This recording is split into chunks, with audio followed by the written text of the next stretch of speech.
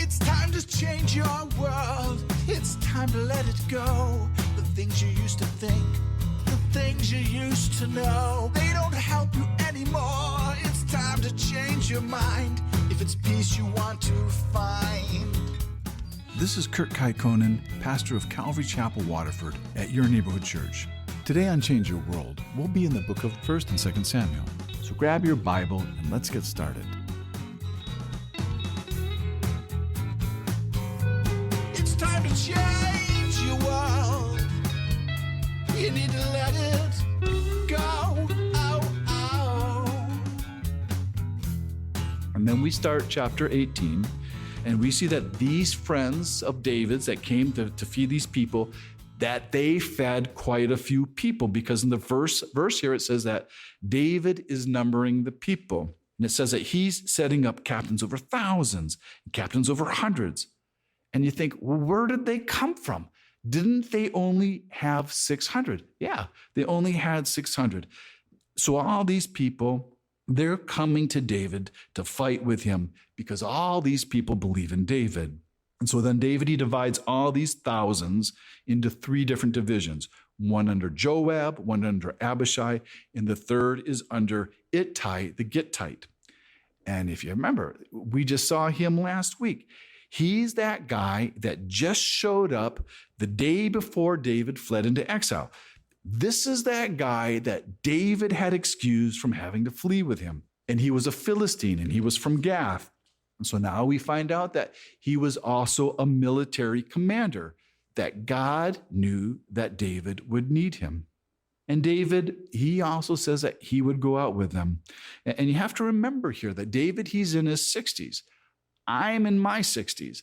I don't know how David got up the mountain because his body had to have been battle worn, but he's willing. He's still willing to fight himself until the people tell him that they don't want him to go because they know if David gets killed, that their cause is over.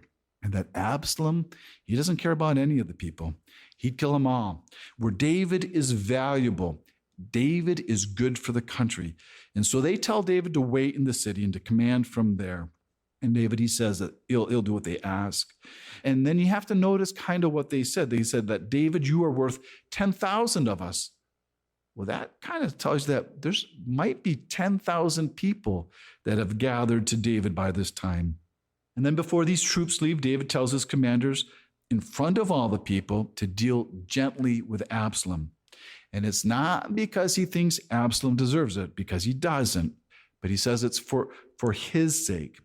Because David, he always had a hard time seeing his children pay the consequences for their actions. And there's a lot of parents like this. There's a lot of people that parent this way until their little darlings become monsters. And that's what happened to David's little darling, because Absalom, he's killing a lot of innocent people with his rebellion. And later we'll read that it seems that David's request here is stronger than the way that we read it here. And everyone knew that David wanted Absalom captured alive, and that Absalom was not to be mistreated in any way. So now David, he gets to pick the train that they're going to fight in. And David, he's really smart here. He knew that he didn't have to attack Absalom and his army. They would be coming after him. So David picked the area where he would be attacked. And so he picked this area where they will have the most advantage with their smaller number of troops. And with the kind of troops he has these men who are battle-hardened warriors. So these men, they're used to hand-to-hand combat, and where they would have the most advantage, which would be fighting in close quarters. And so David, he picks the woods of Ephraim, which is 3 miles north of Mahanaim, where they're camping. And this woods of Ephraim, it is not in the territory of Ephraim. It's probably just named after some Ephraimites who settled in the area of Gilead on the east side of the Jordan River. But this area was very, very heavily wooded with underbrush and branches. And we're told that the woods itself killed more of Absalom's men than David's army killed. And we're told that 20,000 of Absalom's men were slaughtered. 20,000 men. That's way more than David ever even had, and that's what they lost. And if you read this in the Arabic or the Syriac or the Chaldea translations of this passage, it says that Absalom's men were killed by wild beasts, but it doesn't say that in ours. And so you can imagine these woods being filled with these 20,000 bodies all scattered around. And then the battle, it moves from the woods and it starts to cover the whole countryside, where everybody's trying to get out of the woods and they're trying to get into the fields. And then you have Absalom here, and he's trying to get out of the woods too, and he's riding a mule. So this is kind of like trying to drive a Jeep through the woods, and he can't get away fast enough. And now he's been met by some of David's men. And Absalom is not a warrior. This is the first battle we've ever heard that Absalom has ever been in that we know of. And then it says that he got caught in the tree branches. And it doesn't say that he got caught by his hair, but it says that he got caught by his head.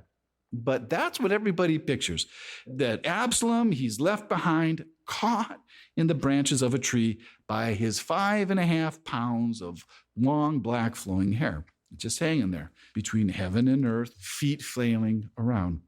But this makes you think of that scripture in Deuteronomy 21:22, where it says that anyone who's hanged on a tree is accursed from God. And then it doesn't tell us here, but it says that a certain man saw it. So you got this man, he's just walking by and he sees Absalom hanging in a tree by his head. And so what do when you run into something like that? Well, you go get Joab and you just kind of let him hang there because you don't dare kill him. So this man is being faithful to David. And Joab, he asks him, he says, why didn't you kill Absalom? And Joab says, you just saw him? Why did you not strike him there to the ground? I would have given you 10 shekels of silver and a belt. And Joab here talking about giving him a belt. What he's talking about is giving him a military belt. So this is something for him to wear on his garment, like a medal of honor. And this is where we learn by what this man says that David said more to his commanders than just to deal gently with Absalom. Because this man, he quotes David, where he says he heard David say to Joab, Abishai, and Ittai, beware lest anyone touch the young man, Absalom. So this man, he knew if he harmed Absalom, he would have been killed, and Joab, he knew it too. And so he tells Joab that he probably would have been the one who would have killed him. And then Joab says, I can't linger with you because you're making too much sense. And then you have Absalom, he's hanging in a tree, and you don't want him to be rescued. So Joab, he takes 3 spears and he thrusts them in through Absalom's heart. And it would be really easy to judge Joab here for not obeying King David's command. But you have to remember here that Absalom is a murderer, and he's attacking his own people, and he's killing the innocent. And Joab knew that even by disobeying the king's order here, that Israel was better off with Absalom dead. And it doesn't seem like Joab could let him go with a clear conscience, because he probably felt responsible, because it was Joab who insisted on Absalom's return from exile, and it was Joab who had him reinstated to his former position at the palace. And the way that Joab killed Absalom was actually merciful. Joab gave Absalom a quick death, 3 spears through the heart, where others may have given him a lingering death with 3 spears in the stomach. But then after Joab kills Absalom, it seems strange to me, and this I don't understand, but 10 of Joab's young men, they gather around Absalom and they begin to strike Absalom themselves, and he's already dead. So this kind of sounds cruel and unnecessary, kind of like gang behavior, not very respectful, but that's what happened. And then Joab blew the trumpet because his army didn't need to pursue Absalom's army any longer. Now the war is over, and Joab is now holding back the people. And then he takes the body of Absalom. And you have to remember, Absalom is the most loved man in Israel at this time. And he throws his body into a pit, the same way they would bury their garbage. And they cover the pit with a bunch of stones. And so Absalom here, he's not going to be receiving a royal burial. And so Absalom, he will not be memorialized to be made a hero out of. But Absalom, he did make his own memorial while he was still alive, where he had a monument built to himself where it says, in the King's Valley, which is the same valley as the Kidron Valley. And it says that he had it built so that his name would be remembered because he had no sons. But if you remember, we read that he had 3 sons. So that tells us that they probably died at an early age. And if you went to Israel today, there is a monument called the Tomb of Absalom, and it stands in the Kidron Valley, but it's not the same one that Absalom built. The monument that stands there today was built during the days of Herod. So we start today with Absalom dead, where the trumpet has been blown, signaling the civil war is over. Joab had just thrust 3 spears into Absalom's heart in knowing disobedience to King David's order.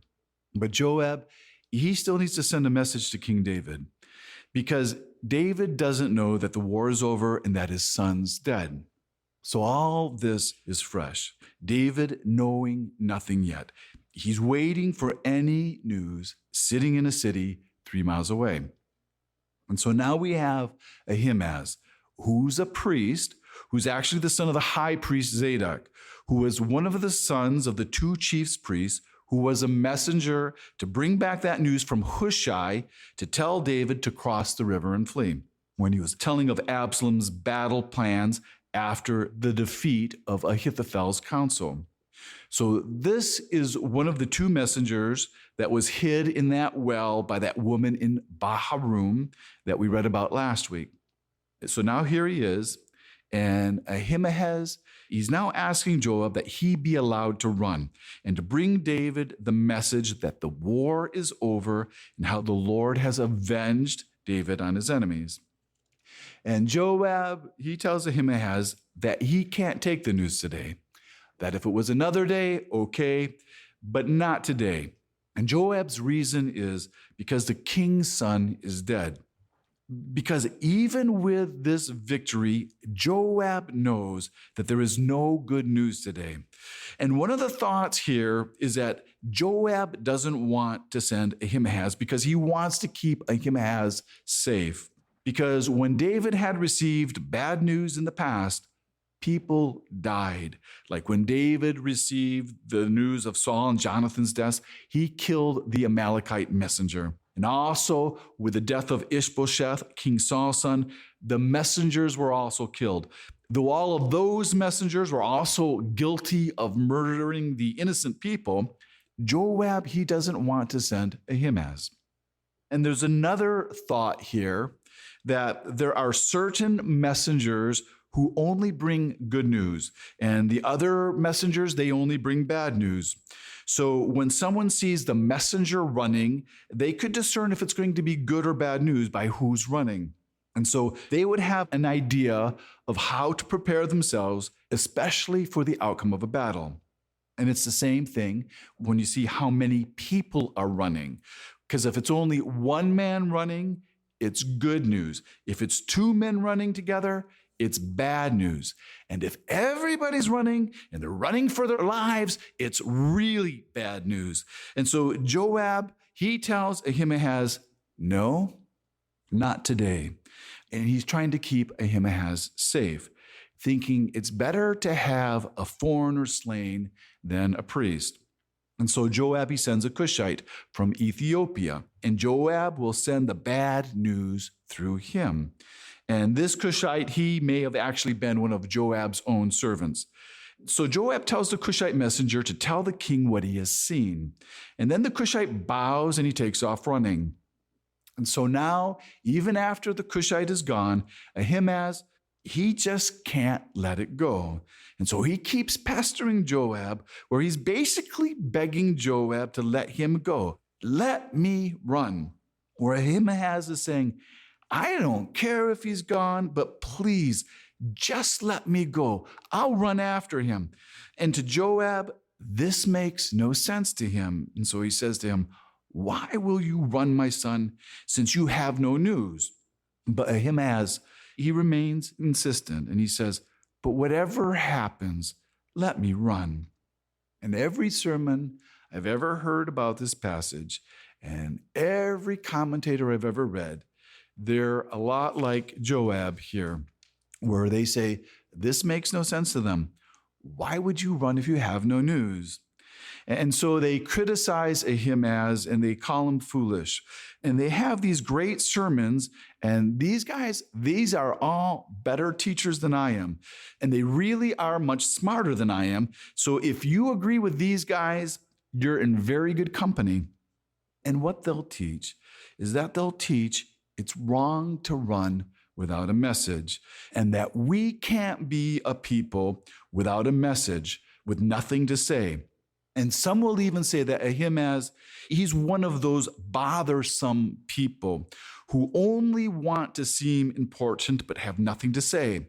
They have no message, or they have a message, but they don't know how to say it. Because everyone reading this passage, they all know, because it's what it says, that Ahimaaz, he lied to David, that he did know that Absalom was dead. Because Joab, he said it to him plainly, the king's son is dead. But Ahimaaz, he didn't tell that to David when David asked him directly. And I understand what these guys are teaching, but I don't see it that way, because I disagree with their characterization of Ahimaaz.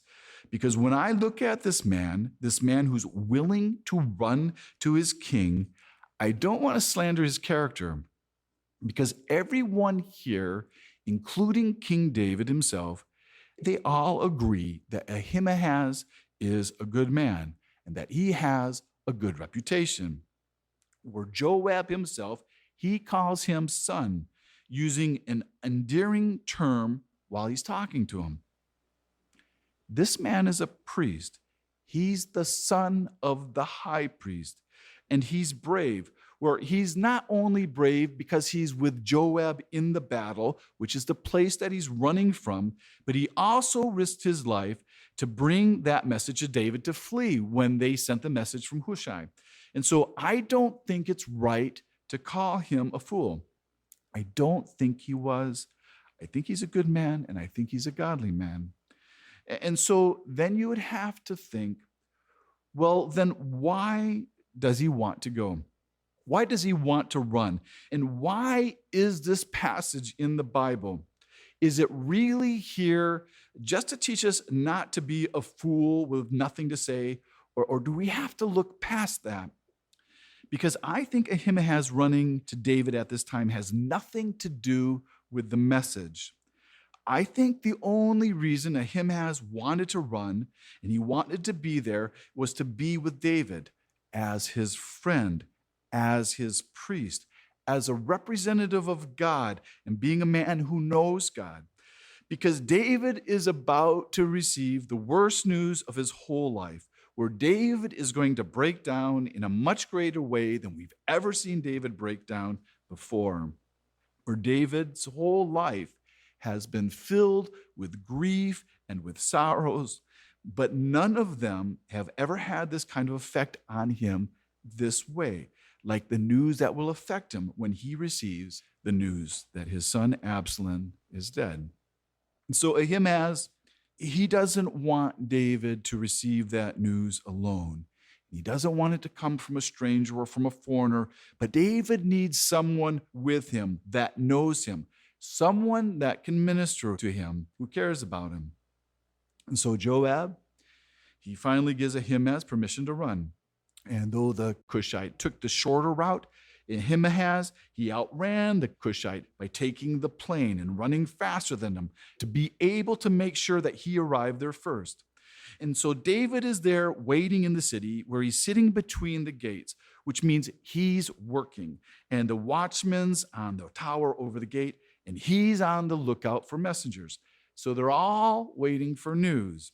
And then the watchman, he sees a man running, and he's running alone. So this is interpreted as good news. And then the watchman sees another man running, and he's running from a different direction. And so he's also running alone. So this is also interpreted as good news because they're not running together. And Ahimaaz, he must have had a distinctive run because they knew that the first runner was Ahimaaz. And David said, he's a good man. He's coming with good news. And he has good news. And Ahimaaz, he calls out, all is well, meaning the war is over. And then he bows before the king and says, Blessed be the Lord your God, who has delivered up the men who raised their hands against the Lord the king. And David, he only has one question, because he only has one concern, and that's about his son Absalom.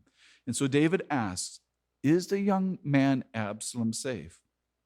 And Ahimaaz, he doesn't tell David that Absalom is dead. And I believe that's because it wasn't his place to tell David, because Joab gave that message to the Cushite to tell. And so Ahimaaz, he skirts the issue and he says, well, there was a lot going on, a great tumult.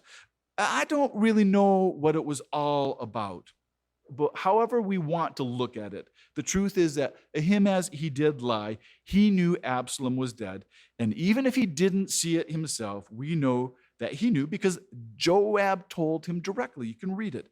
You shall take no news because the king's son is dead. And since that's all that David cared about, David asked him no more questions. And David told Ahimaaz to step aside because there's another messenger coming. And this is what I think Ahimaaz came to do. He just came to be there, just to stand by him. Because I don't see this as being any different than any pastor or any priest who's waiting in the hospital with a family when they're about to receive some kind of troubling news, where their purpose is to be there to comfort the family. Or how sometimes a chaplain will accompany a police officer when they go to a family to tell them there's been an accident or someone's died. Or why we have grief counselors at schools after a school shooting. Because people need spiritual guidance when going through the greatest sorrows of their lives and their great tragedies. That's when they need someone there to give them hope and to be able to see a familiar face or have someone to hold their hand if you need it, to be a support in the time of need, to tell you that God loves you even when you can't see it yourself. So even if you don't have anything to bring, like bringing the message or being the one to bring the news, it's sometimes important just to be there. And if you take the time to look at this man, Ahimaaz, and if you look to see what happens to him after this event, to see what becomes of him, you will see that he is not a fool. You will see that he will be the one who replaces his father Zadok as the high priest during King Solomon's reign, where it's believed that it's also this Ahimaaz that married King Solomon's daughter Basemath in 1 Kings 4:15. So if he wasn't already a friend of the family, he became a close friend of the family. So I don't think you can really characterize this man as a fool. And so I would think the message here for us would be, sometimes it's just important to be there for others. All right, so now just minutes after Ahimaaz stepped aside, the Cushite comes and he says, "There is good news, my lord the king, for the Lord has avenged you this day of all those who rose against you."